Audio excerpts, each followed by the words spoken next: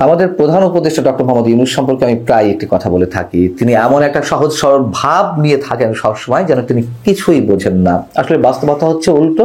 অনেকেই মনে করেন তিনি যে কোনো পাক্কা পলিটিশিয়ানের চেয়ে কোনো অংশ কম নন এবং যে কোনো সময় সুর বদলে দিতে পারেন, এটি অনেকেই মন্তব্য করে থাকেন। এবং তারই একটা নতুন নমুনা, একেবারে সাম্প্রতিক একটা উদাহরণ, বিবিসি বাংলা সার্ভিসে তিনি 3 দিন আগে যে ইন্টারভিউটি দিয়েছেন সেখানে যেসব কথাবার্তা বলেছেন, একই ইস্যুতে আবার ভিন্ন কথা বলেছেন বিবিসিরই ইংলিশ সার্ভিসে দেওয়া একটি সাক্ষাৎকারে। বিবিসির 3 দিন আগের যে ইন্টারভিউটি বাংলার, সেখানে আওয়ামী লীগ নিষিদ্ধ করা না করার বিষয়ে তিনি বলেছেন যে আমরা ঐকমত্যে বিশ্বাস করি, রাজনৈতিক দলগুলো ঐকমত্যে পৌঁছালে যদি আওয়ামী লীগ নিষিদ্ধ করতে চায় করবে, নাহলে করবে না।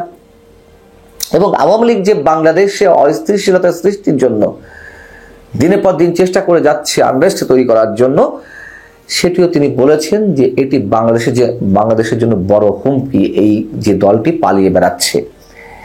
3 দিন পর এসে বিবিসির ইংলিশ সার্ভিসে যে ইন্টারভিউটি প্রকাশিত হলো বুধবার, সেখানে তিনি বলছেন আওয়ামী লীগ নির্বাচনে অংশ নেবে কিনা সেটি তাদের সিদ্ধান্ত। আওয়ামী লীগ কি বলেছে আওয়ামী লীগ নির্বাচনে অংশ নেবে না? এবং একই সঙ্গে তিনি বলছেন যে নির্বাচনে কারা অংশগ্রহণ করবে তা নির্বাচন কমিশনের সিদ্ধান্ত নেবে।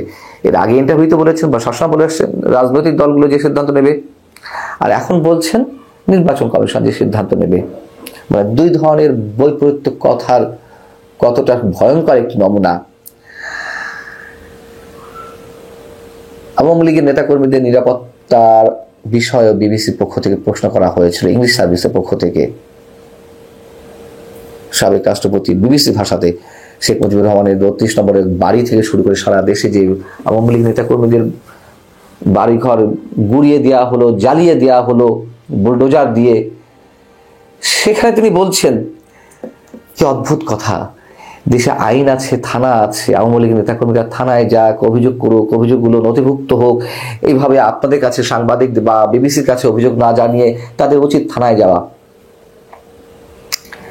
আচ্ছা, তার এই বক্তব্যটিকে আমরা কি হিসেবে গ্রহণ করব?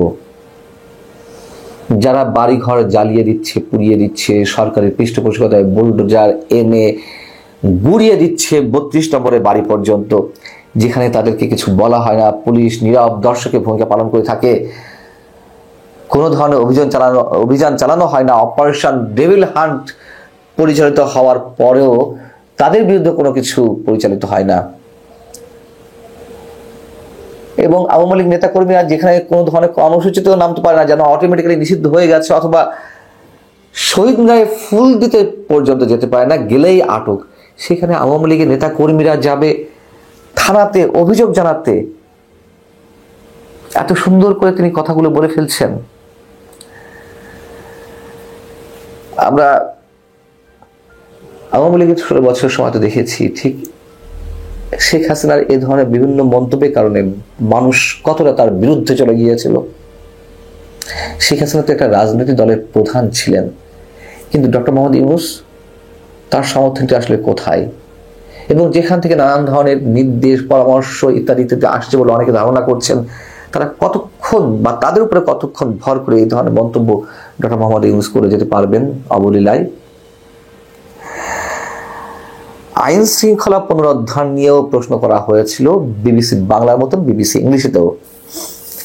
তো বিবিসি বাংলাতে তিনি বলেছিলেন আইন শৃঙ্খলার অবনতি মোটেও হয়নি বা অপরাধের মাত্রা মোটেও বাড়েনি। এখন এসে বিবিসি ইংলিশে তিনি বলছেন ইন্টারভিউতে, এটি আমরা উত্তরাধিকার সূত্রে পেয়েছি। মানে কত সুন্দর করে এখন কথাগুলো আপডেট করা হচ্ছে। তো উত্তরাধিকার সূত্রে পেয়েছেন, বেশ ভালো কথা, কিন্তু সেগুলো দমন করতে হবে। যদি দমন করতে না পারেন তাহলে আওয়ামী লীগ মানে আপনাদেরকে রাখা হয়েছে কেন, কি কারণে? আর এখন যা চলছে তা স্বাভাবিক? তিনি বলছেন যে 2024-এর এই সময় এরকমই অপরাধ মাত্রা ছিল। আপনাকে হলফ করে বলতে পারবেন এইভাবে 2024-এর বছরে কোনো এক সময় কখনো, আমি শুরু শেষ যখনই বলি, এভাবে বাসে বাসে ধর্ষণ হয়েছে কিনা, বাসে বাসে ডাকাতি হয়েছে কিনা, মানুষ নিরাপদে মোবাইলটাও দিনের বেলায় পকেট থেকে বের করে কথা বলতে পারছে, মানে কথা বলতে গেলেও নানান ধরনের শঙ্কার মধ্যে থাকতে হচ্ছে, এরকম সিচুয়েশন হয়েছে? তিনি বলে যাচ্ছেন আবুলিল্লাহ। এবং নির্বাচন নিয়ে আবারও প্রশ্ন ছিল বিবিসি ইংলিশ সার্ভিসে, নির্বাচন কবে নাগাদ হতে পারে। তিনি সেখানে আবার বলেছেন 2025 বা 2026 মার্চে। আচ্ছা, নির্বাচন নিয়েও তিনি অনেকবার একাধিকবার কথা বলেছেন।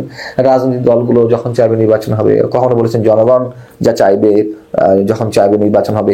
এগুলো তো নিউ ইয়র্ক টাইমস থেকে শুরু করে ফিনান্সিয়াল টাইমস, রয়টার্স, এমন কোনো গণমাধ্যম নেই, এক এক সময় এক এক কথা।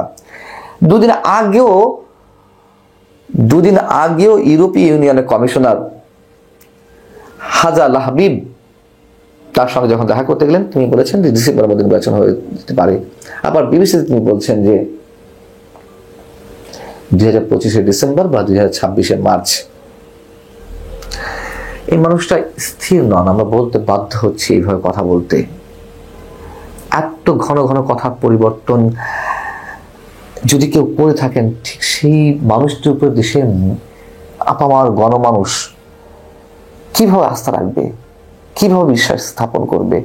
এবং আরো মজার কথা তিনি একটি বলেছেন, ইউএস এইডের সব ধরনের মানবিক সহায়তা যখন বন্ধ হয়ে গেল, বাংলাদেশেও রোহিঙ্গাদের জন্য তাদের যে বরাদ্দ ছিল সেটি যখন বাতিল হয়ে গেল, পরবর্তীতে চার্জ দ্য অ্যাফেয়ার্স মার্কিন যুক্তরাষ্ট্রের বাংলাদেশের ভারপ্রাপ্ত রাষ্ট্রদূত ক্লাসি জ্যাকবসন এই গত কয়েকদিন আগে তার সঙ্গে দেখা করতে গেলেন, সাক্ষাৎ করতে গেলেন। সেখানে তিনি বললেন যে তোমরা ইউএস নিয়ে যা করো না কেন, আমাদের বরাদ্দটা আমাদের দাও, নাহলে আমরা পারছি না। আমি তখন বলেছিলাম যে সারা বিশ্বের জন্য ইউএস বন্ধ করে দিচ্ছে তাদের অনুদান বা ঋণ, আর সেখানে ডক্টর মোহাম্মদ ইউনূস এই দাবি জানাচ্ছেন, মামা বাড়ি আবদার। আচ্ছা, তার কদিন পরে এসে এই বিবিসি ইংলিশ সার্ভিসে তিনি কি বলছেন? পিকুলিয়ার কথাবার্তা। তিনি বলছেন এটা তাদের সিদ্ধান্ত, বের হলো কথা। পরবর্তীতে কি বলছেন? এটি ভালোই হয়েছে, কারণ তারা এমন কিছু করেছে যা আমরাই করতে চেয়েছিলাম, মানে আমরা দুর্নীতির বিরুদ্ধে লড়াই করতে চেয়েছিলাম, এবং এর মতো আরো জিনিস যা আমরা কখনোই ঠিকভাবে মোকাবেলা করতে পারিনি, মানে দুর্নীতি রোধ করতে পারিনি। তো এটা বন্ধ হয়েছে, ভালো কথা। এক অর্থে দুর্নীতি বন্ধ হয়ে গেছে। আমরা কি মন্তব্য করবো এখানে? রোহিঙ্গাদের জন্য যে বরাদ্দ রইল না, অনেকখানি কমে গেল। ইউরোপীয় ইউনিয়নও তাদের বরাদ্দের অনেকাংশে কাটেল করেছে, আর সেখানে তিনি বলছেন ভালো হয়েছে। আর এক সপ্তাহ আগে তিনি বলেছেন ক্লাসি জ্যাকবসনকে, তোমাদের অনুদান দাও, বন্ধ করা যায় করো, আমাদেরকে দিয়ে দাও। মানে এটি কোন ধরনের কথাবার্তা? ঠাউর করা বড় মুশকিল।